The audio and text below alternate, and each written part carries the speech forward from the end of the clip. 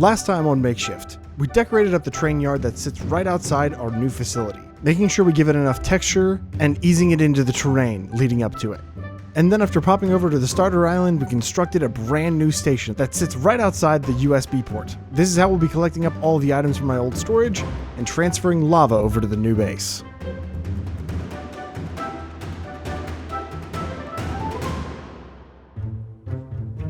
This wouldn't be a Vi video if we didn't make a massive amount of progress in between episodes. But this time I actually remembered to press the record button.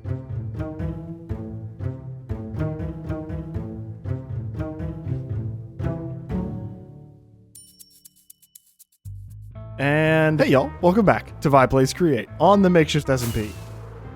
Woo! Where we have a brand new tunnel. I decided to throw this in because I wanted to have access to the airport via our train network. Now eventually I'm going to add a monorail in here, which will be like a separate train network, and that'll be purely for moving passengers from the airport into the city, but I also wanted to have access for cargo and things to go from, you know, the middle of the island and stuff over to me. And this will also be where Catwalk can hook up his train lines whenever they find their permanent home, because this is very not permanent. But as you can also see, I rolled out some coarse dirt to kind of give this a little bit of like a backing, so it looks like it's been actually built up on top of something. But I do think I want to go back through here with a pass of cobblestone. I think that would look a lot better. Most often when you see retaining walls like this that are like somewhat natural, it's usually done with like very, very large aggregate gravel, like basically rocks. It's just a bunch of rocks, and it's not nearly this steep. So what I think I'm going to do is I'm going to go back through with another pass of just manually placing in like a ton of rocks and gravel, but I'll leave that till later on. In between episodes, I also ended up doing a live stream where we ended up flattening out a ton more space over here at the airport. So this place is pretty much primed and ready to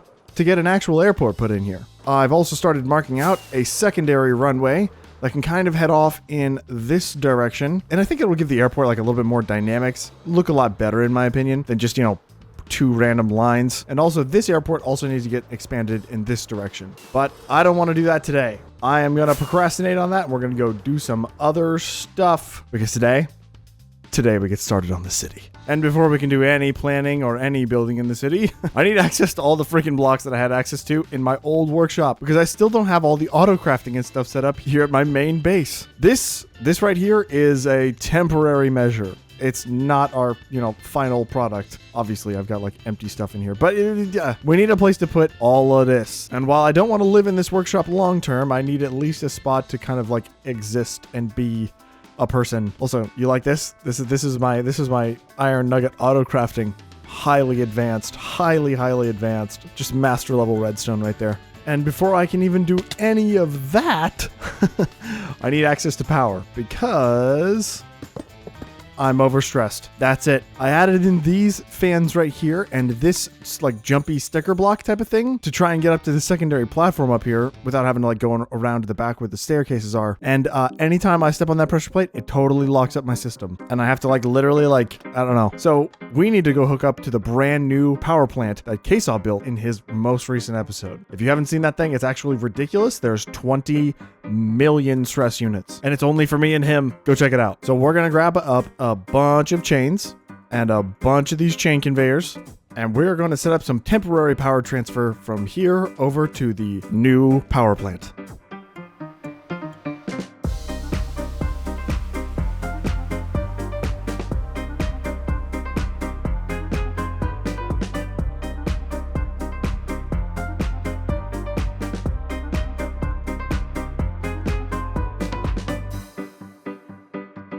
Okay, I've just checked in with Ksaw to make sure that I'm not going to break stuff whenever I attach this, but I believe I can just attach right to this chain conveyor right here. I'm hoping this doesn't speed up his stuff. Actually, so if I go here and attach to this one, okay, now can I put this to here? Of course not. All right, so I'm going to be smart here. Instead of just going right off the rip here, I'm going to actually disconnect this chain, I think, into a rotation speed controller, like so. And that way it won't matter which direction I'm getting the power from. I don't need the temporary power anymore. And then I can add a chain conveyor right there. And now this can be like whatever speed. This doesn't matter. I can grab that and we can attach it here. And now we can be a little bit more intelligent about this by just grabbing this connection here and then hooking it directly up to that output line. Also, look at that. 3 million stress units. He's using computer craft to control this entire network. And so once we need more stress, it activates more of the boilers. It's so cool.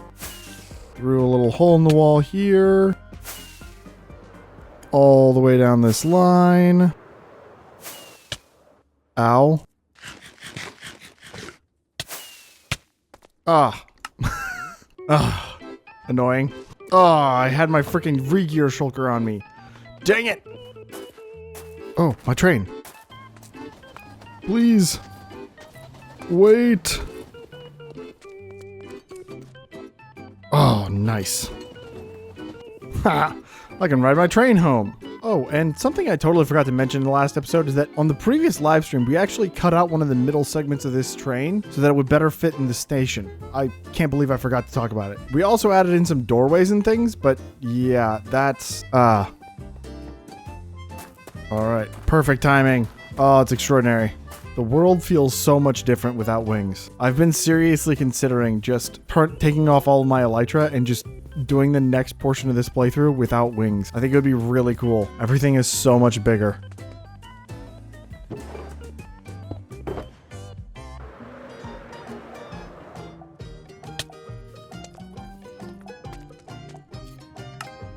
But now we should have power. Millions and millions of stress units. Ah, rotation speed controller broke. Okay. There we go. We now have temporary, permanent power. And now that we have that power, we can go ahead and start working on some of the auto-crafting and things. In that live stream that I mentioned before, we did start marking out some of these girder structures that we can do over on this side of the workshop. I just need a little bit more headspace than what is offered, over there. So I'm going to try and keep these as limited as possible. They're only 3 blocks tall, and I'm going to do some of these struts in between, but I'll leave the decorative bits till later on. I want functionality first and foremost. Now, the real question is, where the heck do I put an office? Where do I put that? Like the factory gauges? I could do... Ooh, wait.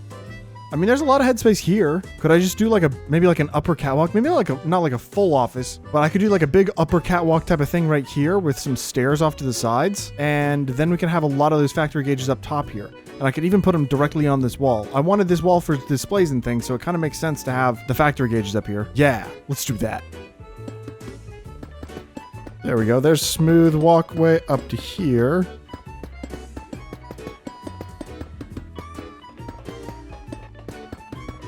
All right, now that we have a nice catwalk laid out, I think I want to get started on the factory gauges. And I think first and foremost, I need to automate factory gauges here, which means we need to add in a new module to one of these bus lines. And I've got a little bit of a spot right here that would actually kind of work perfectly. Now, with this bay, I added in a lot of automation before I did this universal input thing. So I think I'm going to kind of stick to what I already have here. I don't really feel like reworking this entire thing. So instead, I'm just going to grab a portable storage interface and attach it to this same cart contraption that we've already got here. And these precision mechanism automations are super easy. Essentially, all you need is a 3-wide vault. You need it to have a filtered input and an unfiltered output, and then 3 deployers. And then you just need to stock these guys. And since this is actually going right to left, this is going to look a little bit backward. Now, in order to make a precision mechanism, all we need is a sequence of small cogwheel, large cogwheel, and an iron nugget. Small cogwheel, large cogwheel, iron nugget. And we need to do that sequence 5 times. And I can automatically have these restocked with a factory gauge placed on these packagers.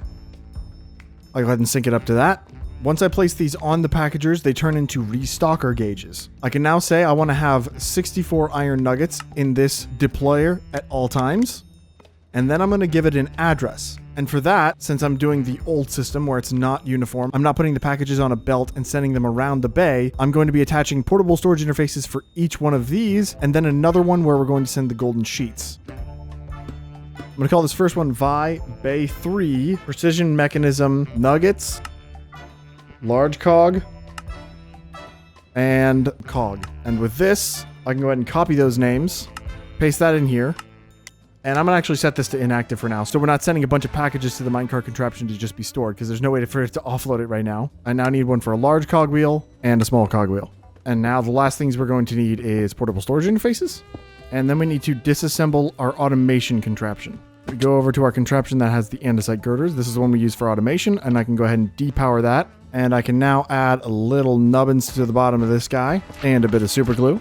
And while I have this deconstructed, it's probably best for me to go ahead and set up the automation for sending gold sheets over here as well.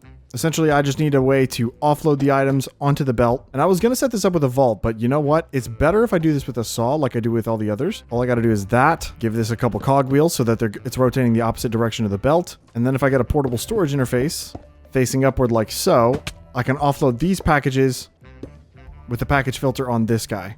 And we'll call this VI Bay 3 Precision Mechanism Gold Sheet. And if I run a bit of girder over to here, throw in a bit more super glue, we now have a finished product. This should now make Precision Mechanism once we set up the factory gauges to request them.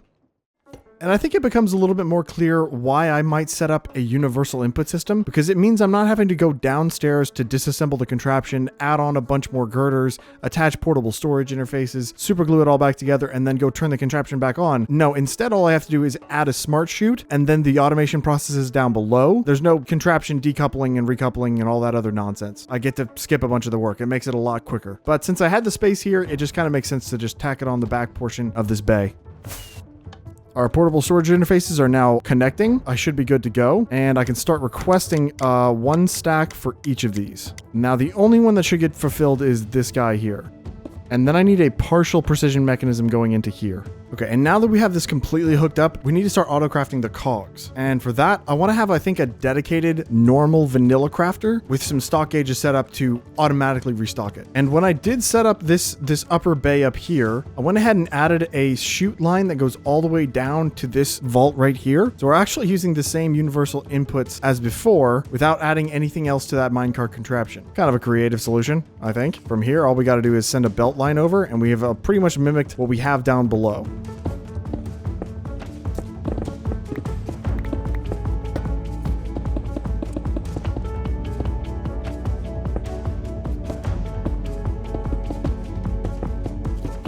Now I have an easy way to bust the items into here, and I think I want to do a singular belt line off of this, giving myself a little bit of space on the back here. And I think what I can do is I can have the crafters facing directly into the belt, and then I can actually use smart hoppers to restock the items inside of each of these. So if I want to dedicate this one specifically to crafting cogwheels, I can set this smart hopper up with a packager on top, requesting stock for shafts.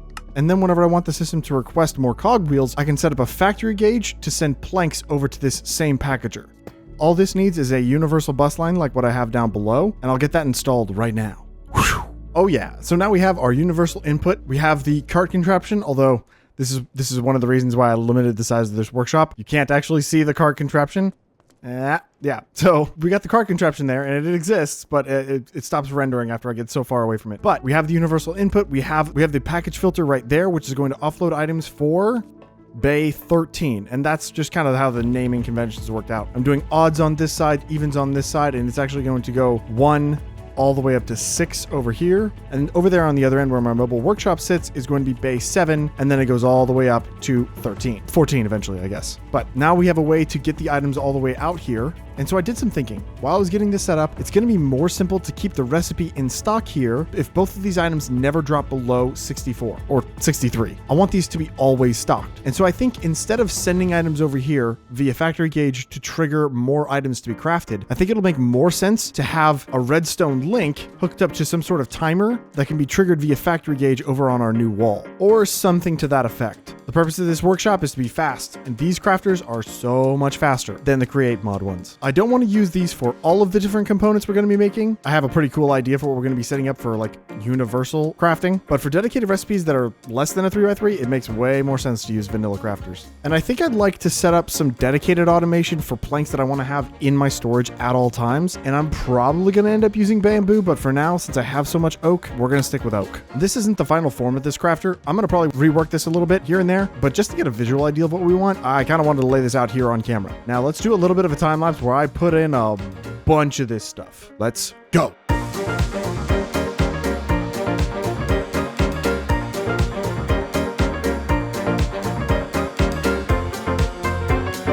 And I officially have a few automatic crafters vanilla style set up over here. As you can see, I'm automatically uncrafting iron blocks into iron ingots because I don't have an iron farm. I buy that stuff in block form and then bring it over here. And each of these only has one spot available, and I'm actually sending the packages to here, where they're being passed into this packager and depackaged into this item vault, where they can get split 3 ways. So even if I send a bunch of them all at the same time, they'll only ever filter into one of these, and they can only be crafted into one thing. And I'm only using these for things that you can easily break down, like iron blocks into iron ingots into iron nuggets. This will be my long-term uncrafter. It's just so much faster. And I can even take this and crank up the speed to, like, I don't know, 8 game ticks or 8 redstone ticks. Yeah, so now it's even faster. All the crafters go into these hoppers, which go out to this barrel in the center, which outputs all the items in the belt there. And these ones, I tried really hard to make these one wide tileable, but essentially I just kind of needed 2 separate packagers because the way the smart hoppers work is kind of funny. You can have a primary item that you want input into whatever inventory first, and then every item after that, even if there's a gap for it, it just won't fill, which is a little bit annoying, meaning I can't use one smart hopper for multiple items. I have to separate the processes out. But setting these up is actually super easy, because if I have a specific threshold that I'm reading from the crafter, I can have that output a redstone signal, and once it goes above a certain point, it'll actually automatically start triggering this timer and crafting those items inside here, meaning we'll never lose this filter, and anytime I need more large cogwheels, it'll start crafting them automatically. But I also have threshold factory gauges reading our network and outputting a redstone signal to here. So whenever I have enough of the certain item, it stops crafting them as well, meaning I have enough large cogwheels and enough small cogwheels, and thus the redstone signal is being output to here, meaning that'll also stop the crafting. And over here on our brand new factory gauge wall, I've laid out a few of these as well. As you can see, we're currently attempting to fulfill our quota of 6 stacks of iron ingots by sending a bunch of iron blocks to the uncrafter. I already had tons and tons of iron nuggets in the system, so it's not going to worry about that. And I'm also just reading the entire system for logs to turn into planks and for andesite alloy to turn into shafts. I can actually add a layer to this one right here by putting an alloy block right there and adding a new connection from the andesite alloy and sending that to the same uncrafter. And I want to have like 8 stacks of this at all times. Eventually what I can do is I can take a factory gauge and attach it to another redstone link. And then I kind of have a display board of different lights that light up whenever I'm running low on specific items. But I think I'll leave that till later on. Now, it's going to be way easier to set up a bunch of these factory gauges moving forward if I have a universal crafter from Create. I need like 3x3s, and I need a place to send them. And for that, I'm going to set up a specific dedicated system. It's going to look similar to this, where it's got like its universal input, but it doesn't have a universal input. It's going to have one place that it sends all the packages to, and then I'm going to have repackagers distributing items on a belt down a line of a bunch of different crafters. Is what I thought was going to happen, but I've just realized something crucial about the repackager. Hi, I'm in my creative test world. Spoiler free, don't worry. This is basically just a copy of my current workshop, minus a few things here and there, but like whatever. It's working well enough. I was attempting to put up a bunch of these mechanical crafters stacked all the way to 64 so that if I ever wanted an entire stack of something, I'd be able to go over here to my automation guy, say I want a full stack of oak wood. I could send this crafting recipe to my auto crafting setup to then be distributed. I've since taken down the system that I was going to use to distribute those items. So, that recipe right there, it's not going anywhere. Yeah, I was going to try and have a bunch of repackagers taking a bunch of different recipes and distributing them out one by one. Yeah, that's not how repackagers work. I'm just stupid. So I don't actually need all 64 of these. In fact, I think I only need about 8 of them, meaning that I don't have to go put it over there. I can just stick these crafters like right over here. To briefly walk through what I was going to attempt to do is I was going to try and have all of these chutes hooked up to portable storage interfaces, with more portable storage interfaces attached to a minecart contraption. Pretending for a moment that this would actually work, because I pretend to put it on a minecart contraption, I was going to offload the items into a vault, have repackagers take the items, repackage them into a singular recipe, and then put those on a contraption that would distribute the items to our different crafters. And I was going to combat the one recipe at a time thing and try and do all of them at the same time by just stacking up multiple repackagers on this same vault. That's not how repackagers work. If I send all of those 64 oak wood recipes to this one vault, only one of these repackagers is going to function. All the rest of them are just going to sit idle and do nothing, which is incredibly annoying. This mod is like almost AE2. It's trying so hard to be AE2, and it's just not. So back over here on the server, I can go ahead and start setting up something that I can send all of my recipes to. I'm going to have this vault here accepting new packages. via a package filter. And this is still Bay 13, and I'm going to call this autocraft. And this is where all of the 3x3 mechanical crafter recipes are going to head. Now, if I go in here to my packagers, grab out a bunch of these, I can put these in a crafting grid and it'll turn them into repackagers. I am out of vaults. Never mind.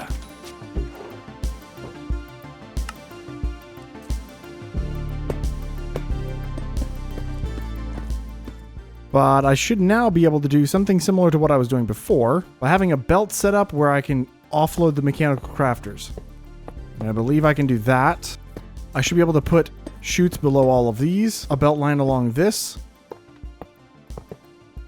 Oh, and if I face these the correct direction, I should be able to connect these all into the same inventory.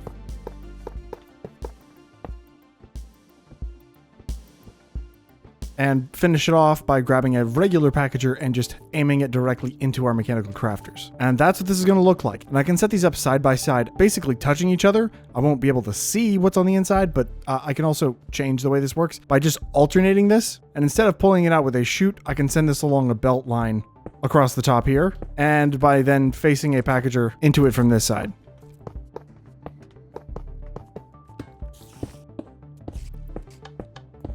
It just becomes slightly compact in here.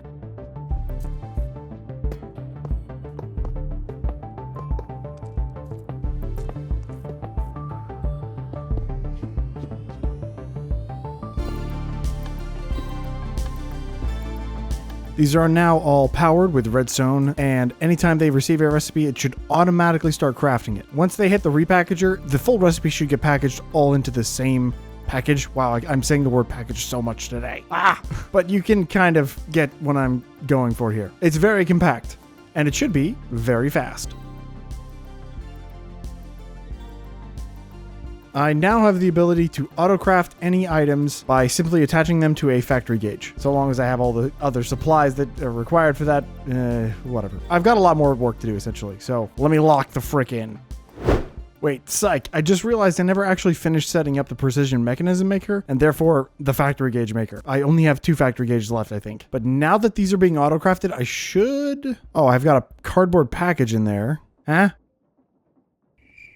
Large cogwheel times 2. Why is it... Huh? Is it the same deal for this one? Weird. Okay, so we should have all of those now. And I'm kind of wondering, should I set up a press here so that I can send the recipe as a gold bar instead of gold plates? That way I don't have to like send it over to the press first. That does make sense. Also, let me get a quick... Oh, of course I broke this. No. Give it back. Okay. And if I set this partial precision mechanism in there, the only thing this can pick up now is partial precision mechanisms. So even if this breaks and it sends out like a gold sheet or a cogwheel or whatever, it'll go ahead and bypass this and go straight on into the storage system. Yep. And there it goes. But now if I swap this out and let's say we go ahead and throw a press in here, I should be able to do that. But yeah, I should be able to go ahead and send these as gold bars instead of gold sheets, which saves me a factory gauge.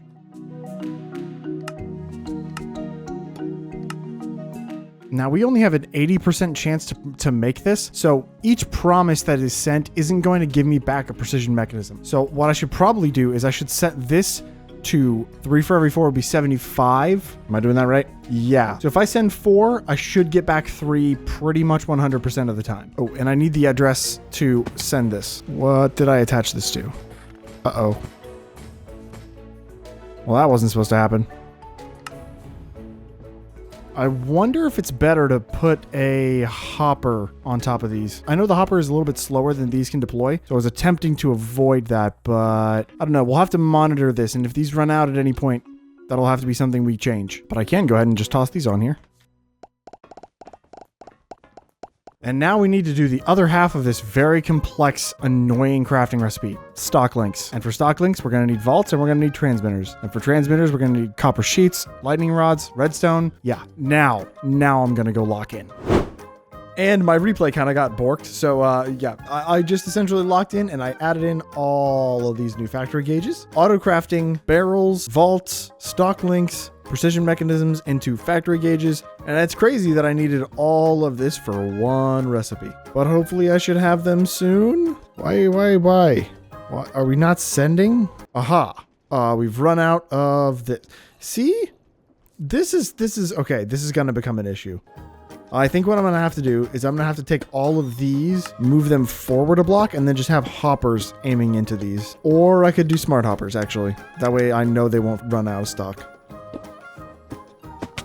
And those should still connect. I think I just have to disassemble a contraption and reassemble. So now, eventually we should be getting some cogwheels in these guys. Yes, perfect. Okay, so now we should be making precision mechanism. Goofy. But yeah, all the rest of this seems to be crafting up pretty well. I did go ahead and grab a bunch of iron blocks, a bunch of copper blocks, and a ton of gold blocks from the Metal Mart.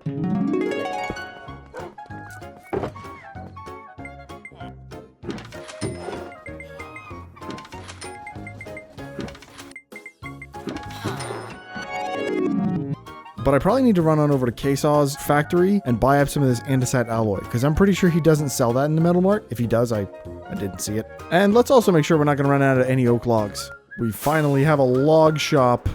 Oh yeah, ripped to the middle segment of the train there. I just kind of left it in the yard. It feels a little like I left a corpse out. I don't know. New log shop. Hello. Oh. I don't feel like I'm supposed to be able to interact with him. I didn't. Ooh, look at all the logs we can get now. Yes. Are any of these super cheap? All of them are super cheap. What the heck? 576 logs for 6 diamonds? It's like nothing. Oh, the mangrove is expensive. What the heck? Can I just buy like 12? 10, 11, 12. Nice. 12 packages. Kinda wish he sold this in block form. Please don't rob me this time. Perfect. And now we should have buttloads. Even more buttloads.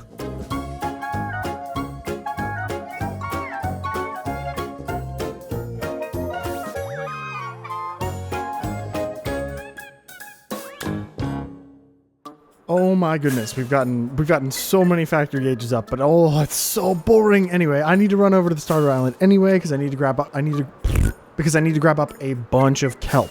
We're gonna go grab some from K-Saw's early game kelp farm. I guess it also kind of operates as a shop. But if I come over here, there should be, well, there used to be a chest right here. Oh, here we go. Oh, he actually set it up as a shop now, and it's not selling blocks. Why on earth would you not sell blocks? That's a decision. I guess I'll just have to buy him out of stock and hope it fits in my inventory. Oh, wow. He's got a lot of stock. I can't afford this purchase. Yeah, lies. And now I'm going to sit here and...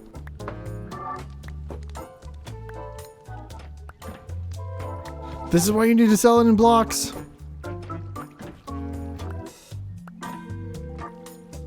Okay, I might have goofed this just a little bit.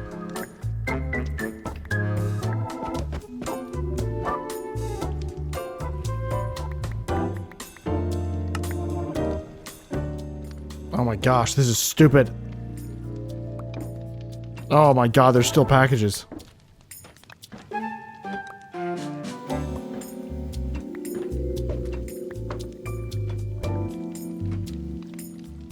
Oh, finally.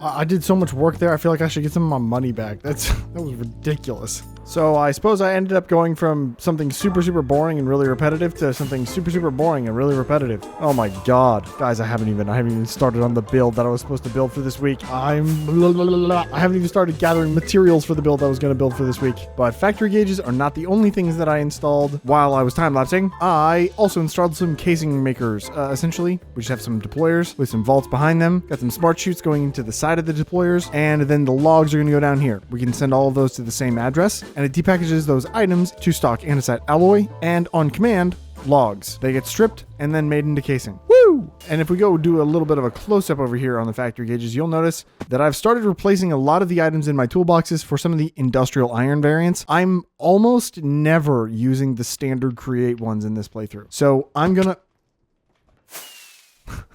So I'm going to stock these ones in my toolboxes from now on.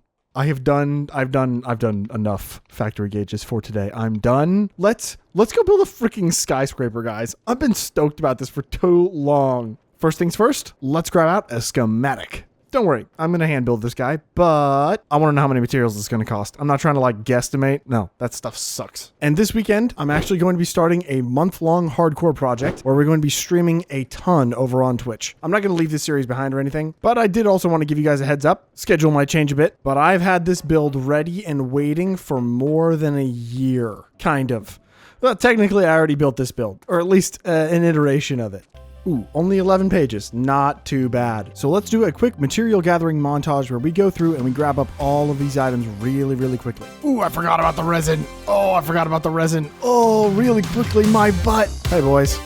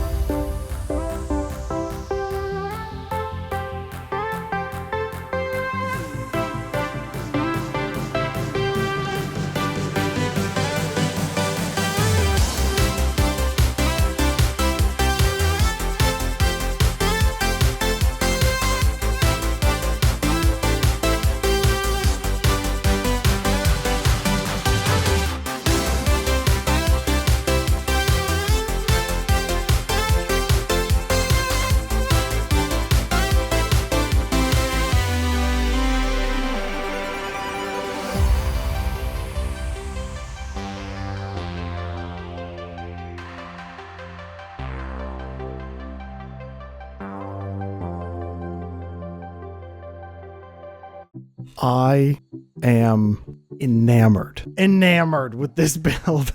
I freaking love it. And even like, especially at night with the shaders, I mean, just so good. And I think now maybe you'll understand why I was so hesitant to start pasting in builds.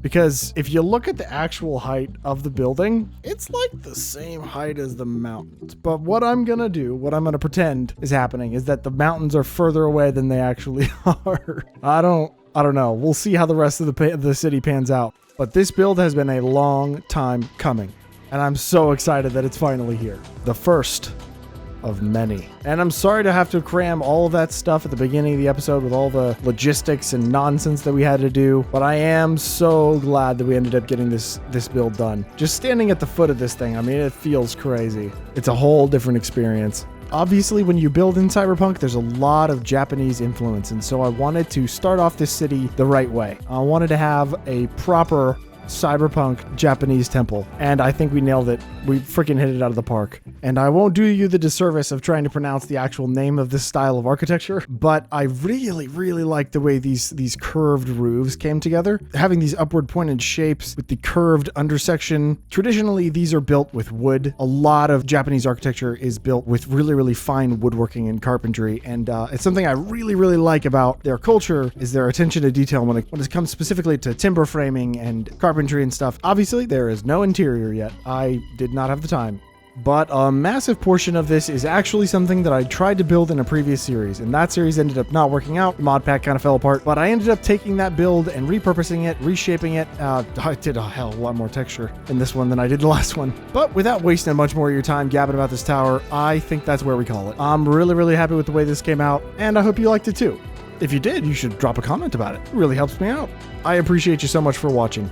If you liked the video, like it. And if you want to subscribe, you should do it. And I'll see you in the next one. See ya.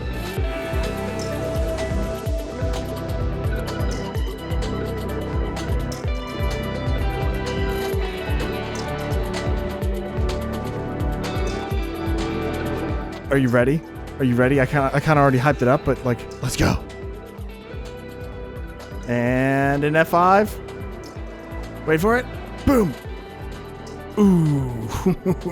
That goes hard. It's going to be really cool. It's going to be really cool. It's going to be like the first of a lot of skyscrapers over here. But I wanted to start with this one because it's kind of paying homage to a skyscraper I tried to build and then never got around to. Oh my God, I've just realized I missed a... I wasn't. I knew that I left these to the end. I just forgot to add them in. Okay, I can reach these from the roof. This is actually way easier to do it this way. Okay, I think that's all of it. We get all of it? And then obviously I still have to do the front door, but that's easy enough to throw together. How's it look? Hit it with the shaders. You ready? Loading. Oh, not bad. Not bad at all. Come on, dude. That's sick. It looks good, but screw you. I mean, aw. What did I do? Besides call you a child. Here we go. Prime view right there. This view, when the city is done, it's gonna look good. It's gonna look really good. Oh, that's so cool. I'm unsubbing as we speak. Looks really good. Shame two sides are off by one. I'm not including that in the video. I'm cutting that segment. Nobody will ever know. Just you and me and anybody else who watches the stream and the VOD. But that's it. We did it. That is just tasty. Build looks really nice though. Thank you. I love it. Oh, it's gonna look cool. Gerg was right. Wait. He was actually right now. Oh, I'm in an easy place. Stop it.